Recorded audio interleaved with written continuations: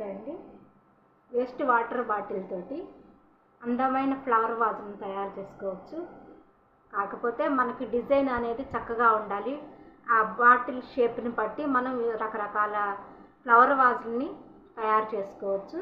ఇదిగోండి, నేను ఈ బాటిల్ తోటి ఇట్లా పెయింట్ వేసి కుందన్లు అతికిచ్చాను. ఇదొకటి. ఇదొక ఫ్లవర్ వాజ్ అండి. ఈ మోడల్ చాలా బాగుంది.